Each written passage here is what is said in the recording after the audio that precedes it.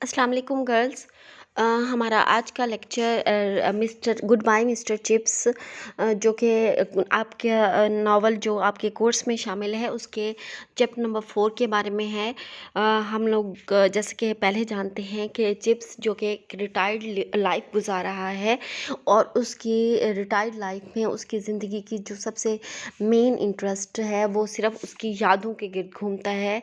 उसका सबसे जो पसंदीदा एक्टिविटी है वो यही है कि वो आग के सामने बैठता है और चाय की चुस्कियाँ लेता है और इन चाय की चुस्कियों के दरमियान उसको अपनी माजी की मुख्तलिफ जो फैसेट्स ऑफ लाइफ हैं, उसकी ज़िंदगी के मुख्तलिफ जो स्टेजेस गुजरी हैं वो उसकी आंखों के सामने घूमती हैं। तो इस तरीके से उसकी जो लाइफ है रिटायरमेंट के बाद वो एक मिक्सचर है उसकी उसकी उस टाइम की लाइफ का और उसकी पास्ट का लाइफ का। यानी ये नावल पेश ही ऐसे किया गया है कि उसमें जो उसकी पास्ट लाइफ है और उसकी जो प्रेजेंट लाइफ है वो आपस में गडमड हुई हुई है, आपस में एक दूसरे के अंदर पेनिट्रेट कर रही है कि हमें पता नहीं चलता कि किस टाइम वो माजी में होता है और किस टाइम जो है वो हाल में आ जाता है।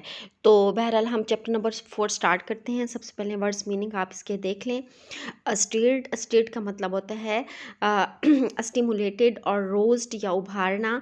एरोमा स्मेल को बोलते हैं। खुशबू, टेंगल, ट्विस्टेड या फिर नॉटेड, उलझे हुए। परमानेंट स्टेबिलिटी और ड्यूरेबिलिटी यानी मुस्तकिल हो जाना। प्रिडिक्टेबल, गैसेबल जिसकी पेशन गोई की जा सके। कुलीग, फेलो या साथी को करते हैं जो साथ काम करता है, काम करने वाला साथी। इसी तरीके से बोर्ड कहते हैं रिहाइश इख्तियार करना। Gate living room. वेव कहते हैं मूव करना, सिग्नल करना या इशारे करना। हाथ से हाथ लहराना। लॉज कहते हैं रिज को। रिज मीन पहाड़ का निकला हुआ कोई सिरा। इसी तरीके से हैस्टन मीन हरी या जल्दी से, जल्दी करना, जल्दी में भागना। रेंच स्प्रेन जिसका मतलब है मोचा जाना। रेस्क्यूड का मतलब है हेल्प यानी मदद करना और रेस्क्यूअर कहते हैं हेल्पर को जो मदद करने वाला है। उसके बाद रैलिश कहते हैं पसंदीदगी या फिर liking.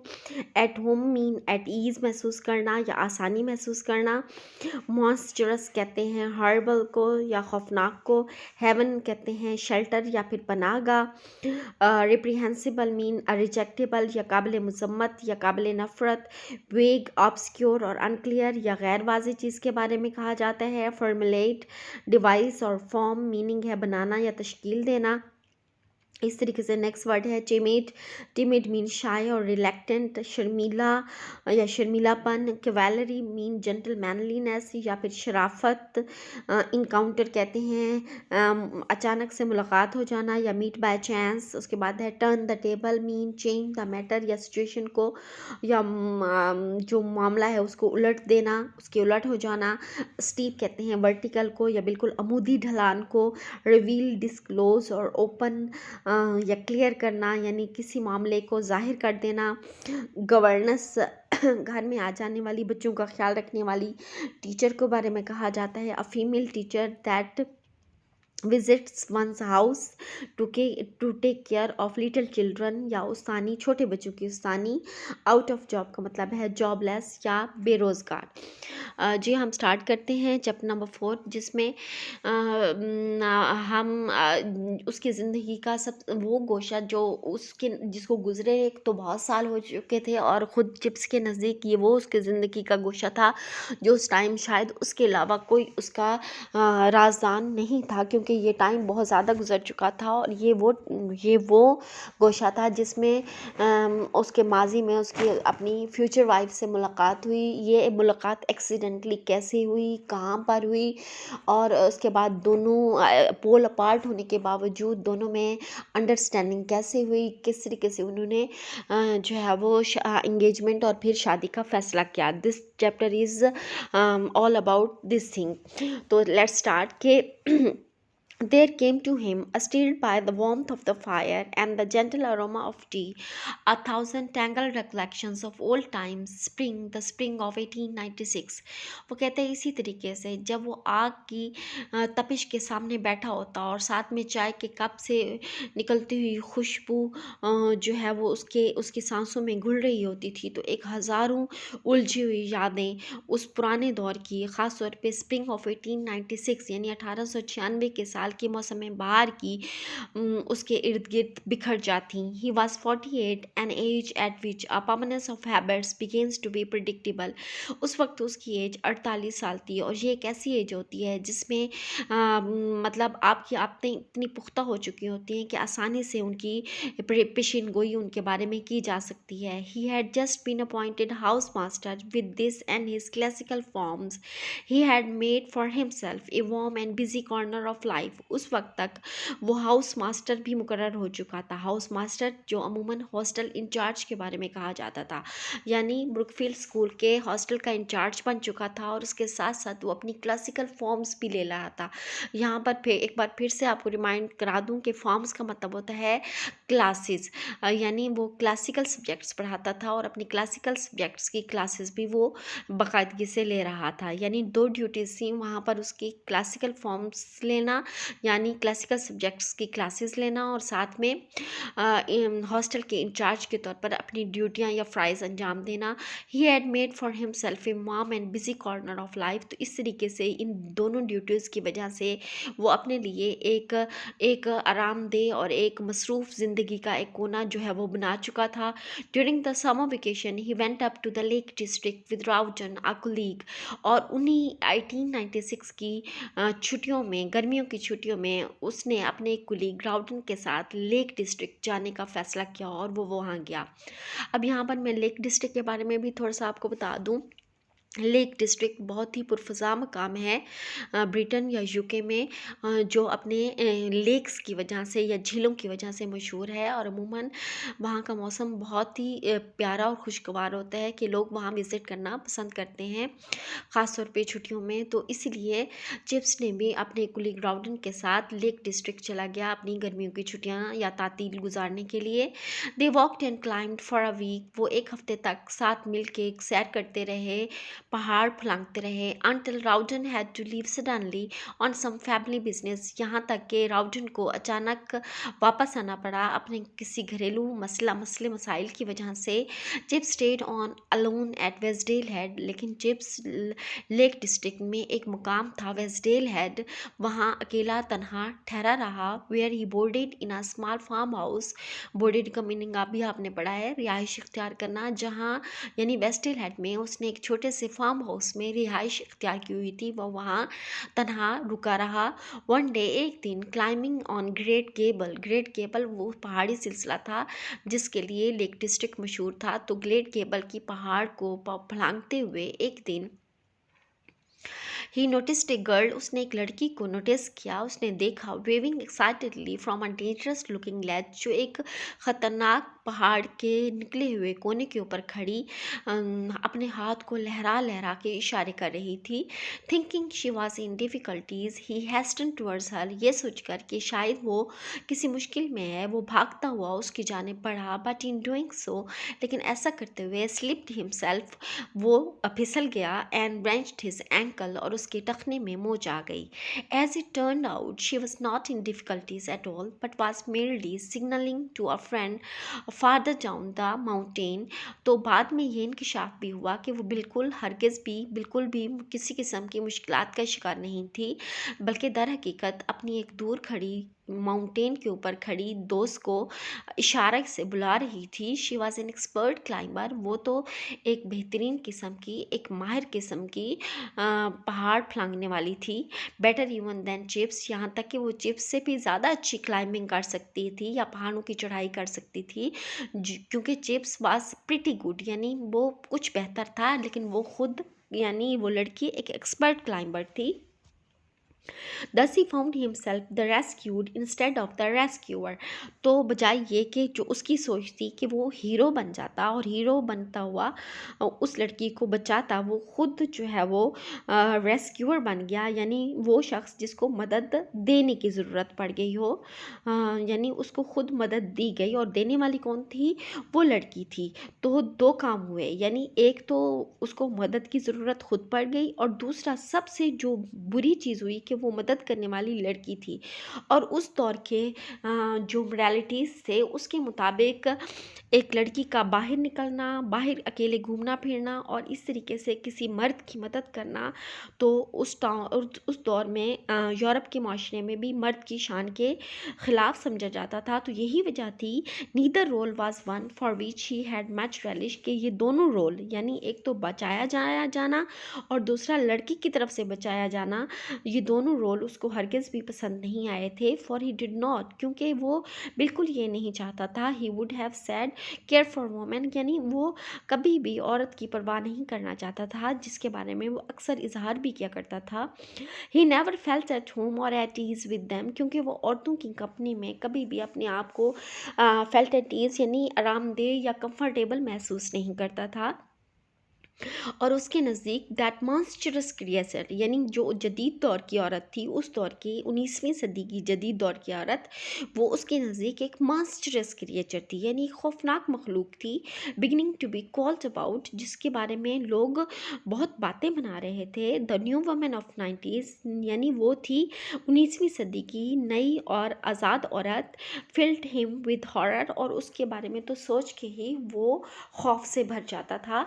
He was a quite conventional type person, वो एक खामोश तबा और एक बिल्कुल ही रवायती किस्म का शख्स था। And the world viewed from the haven of Brookfield seems to him full of distasteful innovations, और उसकी सारी ज़िंदगी ब्रुकफील्ड की पनाहगाह में गुजरी थी और उस पनाहगाह से ये दुनिया, उसको ये जो बाहर की दुनिया थी, वो जब देखता था तो इट सीम्स टू हिम, तो वो उसको नज़र आती थी फुल ऑफ डिस्टेस्टफुल इनोवेशंस, यानी बहुत ही जिसको कहते हैं ना कि बेजार कुन किस्म की नई नई इख्तराआत से, नई नई चीज़ों से भरी हुई उसको नज़र आती थी, जो उसके नज़दीक सख्त नापसंदीदा थी।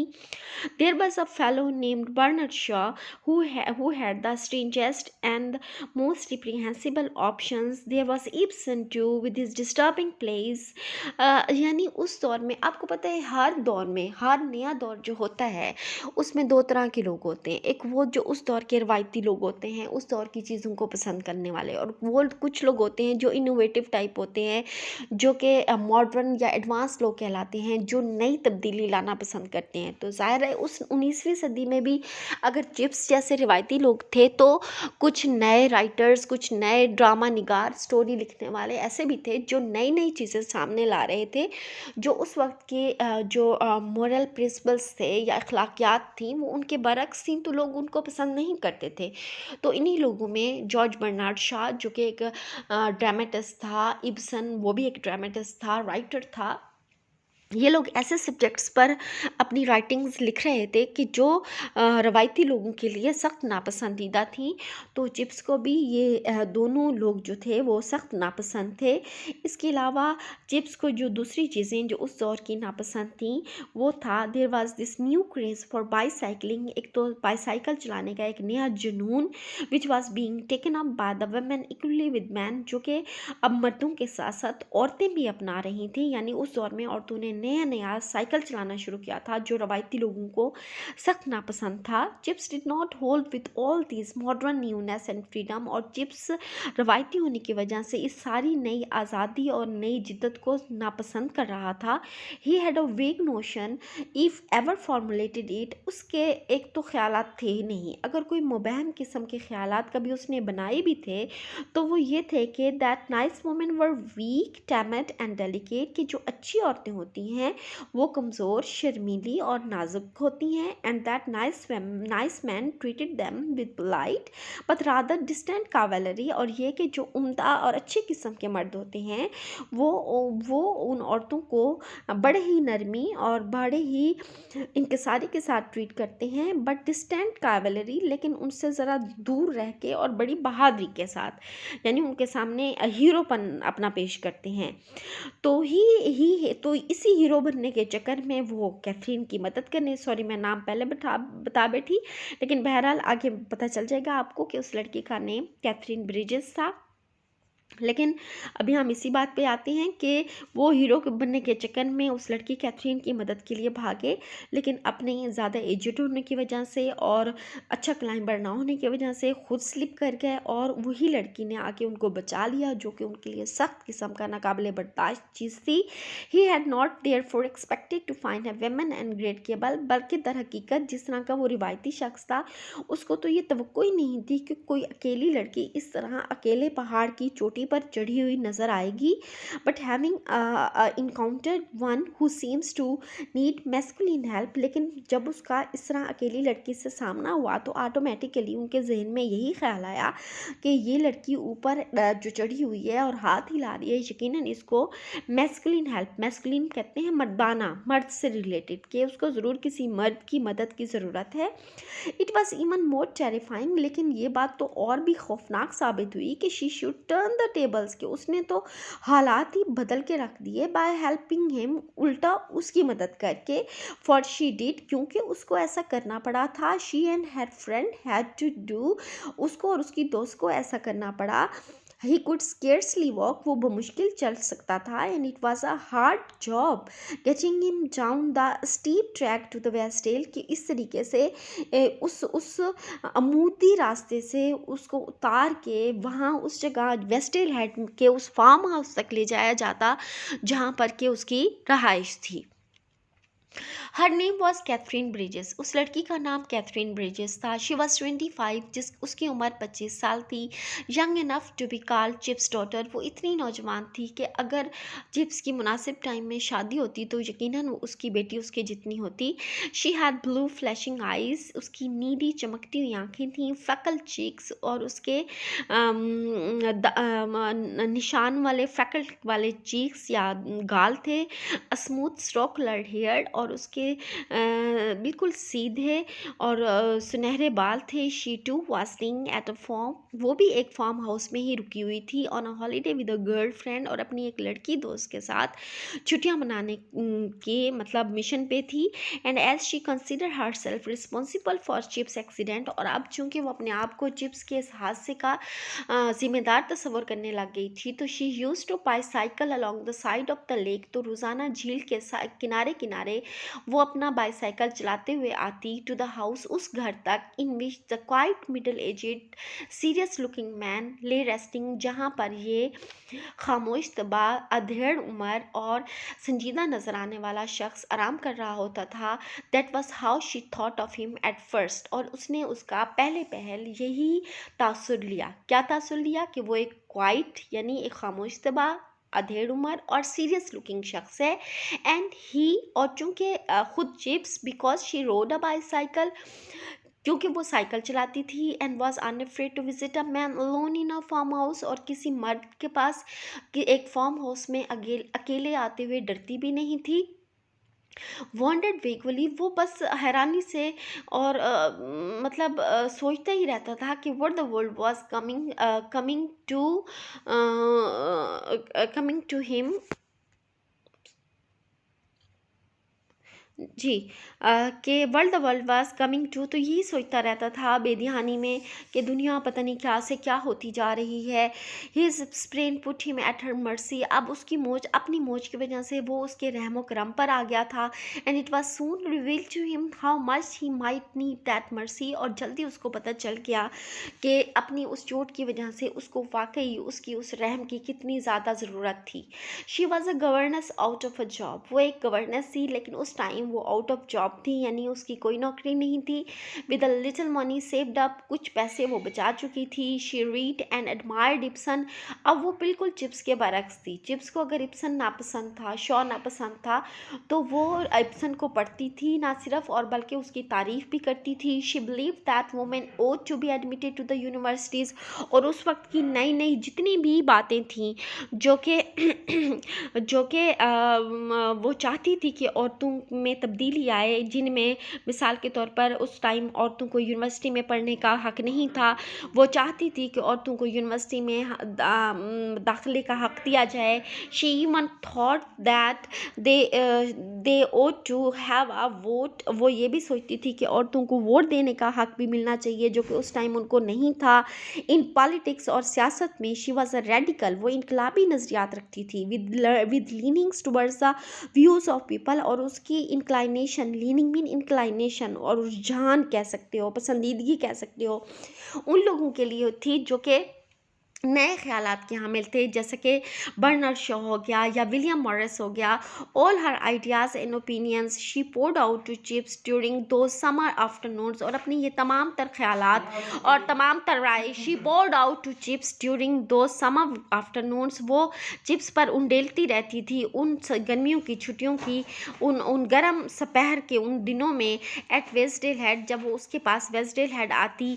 And he because he was not very articulate. और ख़ुद चिप्स चूँकि वो बहुत ज़्यादा आर्टिकुलेट नहीं था। आर्टिकुलेट मीन मतलब जो बहुत ज़्यादा बोलता हो, खामोश सी बात था, जो उसके बारे में हम पहले भी पढ़ चुके हैं। Did not at first think it worth while to contradict him. उसने पहले पहल हरगिज़ भी मतलब वो अगर उसकी पसंद के बरक्स भी बोलती थी तो वो कभी उसको टोकता नहीं था, क्योंकि वो इस चीज़ को अहमियत ही नहीं देता था कि टू कंट्राडिक्ट हिम, कि वो उसकी मुखालफत करे। हर फ्रेंड वेंट अवे, उसकी दोस्त वहाँ से चली गई। बट शी स्टेड, और लेकिन वो वहीं ठहरी रही। What could you do with such a person. और चिप्स सोचता कि अब ऐसे बंदा क्या करे जो कि उसको मतलब अकेला छोड़ना ही नहीं चाह रहा। चिप्स थॉट, चिप्स का यही सोच थी कैथरीन के बारे में। He used to hobble with sticks along a footpath leading to the tiny church. वो लंगड़ाता हुआ एक लकड़ी के सहारे एक फुटपाथ पर जाके बैठ जाता, जो कि उस छोटे से चर्च की तरफ जाता था। There was a stone slab on the wall. और जिसके करीब ही एक छोटा सा दीवार के पास स्टोन का एक पत्थर की बनी हुई एक सिल पड़ी थी। वो वहाँ जाके बैठ जाता। It was comfortable to sit down. वो क्योंकि वहाँ बैठना उसको बहुत ही आरामदेह महसूस होता था। फेसिंग द सनलाइट, सूरज की रोशनी बिल्कुल सामने होती थी। And the green brown majesty of the Wasdale Head. और उसको सामने से वेस्टेल हेड की बहुत ही प्यारी सी खूबसूरती ग्रीन ब्राउन कलर की, वो भी उसको जो है वो नज़र आती थी। He had never met anyone like her. इससे उस जैसी लड़की से वो उससे पहले कभी नहीं मिला था। He had always thought that modern type this new woman business would repel him. और वो हमेशा सोचता था कि अगर कभी उसका इस तरह की नई औरत से सामना हुआ तो शायद वो उसके काम उसको सख्त नापसंद आएंगे। And here she was. लेकिन जब उसकी मुलाकात हुई कैथरीन से, making him positively look forward to the glimpse of her safety bicycle careering on the lake side road, जिसका एक झलक देखने के लिए ताकि वो जिस तरीके से वो बाहिफाजत अपने साइकिल का कैरियर संभालती हुई लेक साइड रोड से उसकी तरफ आती, और जैसे वो उसकी झलक देखता तो वो मतलब सेटिस्फाई हो जाता। And she too had never met anyone like him. और वो भी उस जैसे किसी शख्स से कभी नहीं मिली थी। She had always thought that middle aged man who read the Times and disapproved of modernity were terrible bores. क्योंकि उसके ख्यालात भी यही थे कि पुराने दौर का पुराने ख्यालात रखने वाला कोई शख्स जो ख़ास तौर पे द टाइम्स यानी बूढ़ों का अखबार पढ़ता हो और साथ ही जिद्दत को नापसंद करता हो, तो वो तो बहुत ही शदीद हद तक बोर होंगे। Yet there he was. लेकिन उसके सामने चिप्स था।